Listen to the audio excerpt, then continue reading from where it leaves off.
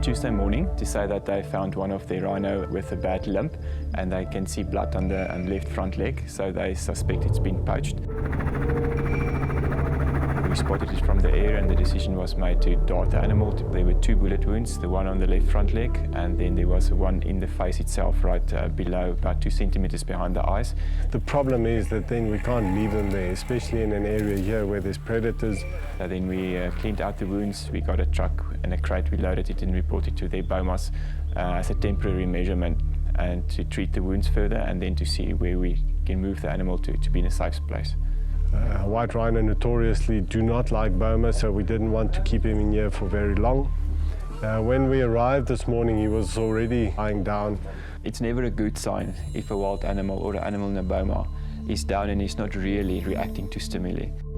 We then went on to immobilize him, only gave very few drugs. He had 1 bullet wound just at his elbow. It was looking quite clean. The next step was I inserted what looks like cotton. It's actually a very specialized product that is antibacterial, that also helps with granulation, tissue formation, and it also gets completely absorbed by the body.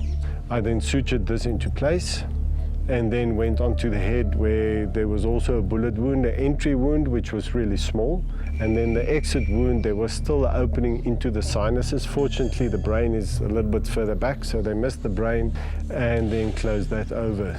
Unfortunately, it is not only those wounds that we have to treat. We have to look at the whole animal, and this animal was weak. What happens with them is they can develop stomach ulcers, and if you put them in a confined area like this and they've got that, it's almost like a constant pain they've got, so that immediately suppresses the appetite and they don't want to eat. It breaks down its own body actually to stay alive. It breaks down all its proteins, and by doing that it becomes weaker and weaker, and that's what we see here today. And you're always on this tightrope. You need to be able to work with them, but you also need to be able to give them their freedom. And somewhere in there, it is individualized, and some animals need more space than others.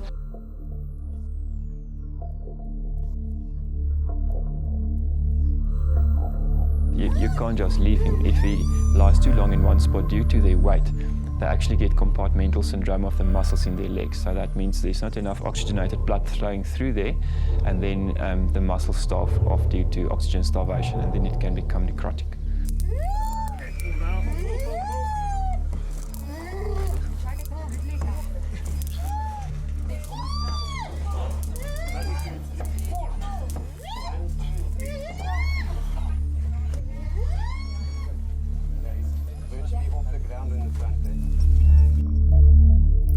Unfortunately, with these guys, they're very heavy, they lie on their legs, and then they battle to get up. So we try and get the, I know the one girl said to me, "Why are you prodding it so much?" It's like the quicker we get him up, the quicker we get him on his feet, the more chance he has of survival.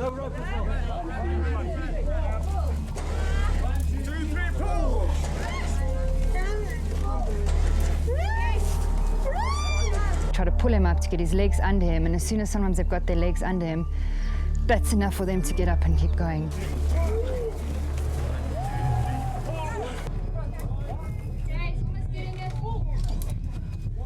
You are in the situation, and this animal's life is your responsibility, and you're trying the best you can, and sometimes pushing them, I know it seems like to the limit, is enough to get them that little bit further, to get them up and give them that go, that they actually stand up and they get going. It might look terrible, but it's that last stretch that's enough just to get him up.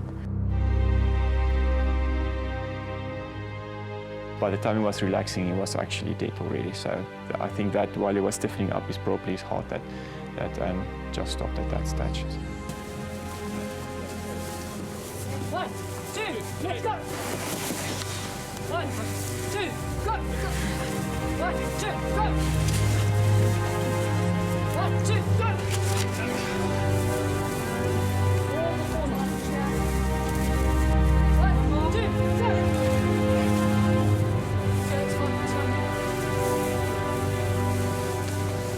I was going to say, you want to go into a corner and cry, but it doesn't help the animal, it doesn't help anything.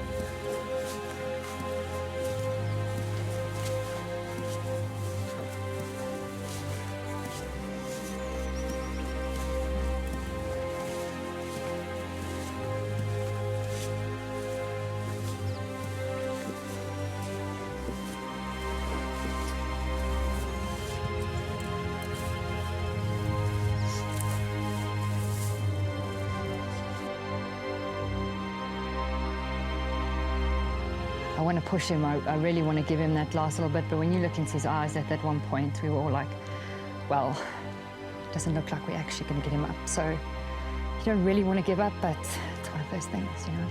So it's sad. And I know it's very cruel, and I hate doing what I do like that, but I've only got that little time limit to get him up, and then once you get over the time limit, you're kind of on borrowed time, and we got there, and he gave up. It is a horrible outcome. This is the first animal I've worked with that did not make it, and it just says to me I need to be better. What we've done here, yes, it's a lot, but the outcome was not good, so it was not good enough. This 3-year-old boy was shot through the head and leg, and at the same time his mother was murdered and her horn hacked off by poachers. They were shot by people who would stop at nothing to feed their self-interest and greed. These acts are a devastating blow to good people, like all of those amazing men and women who tried so valiantly to help the young boy, straining to lift him up, rolling to massage his great heart and lungs back to life. He was a giant. He was special. He was also but one of 1 million animals slaughtered carelessly by people who care nothing for the loss of each link in the chain of life.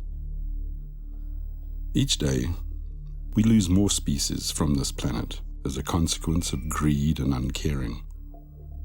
No life is safe from the callous exploitation to meet the so-called needs of people. Only when we respect all life will we once again be worthy of our name, human. His final cry will forever reverberate in my soul. Remember me. Remember.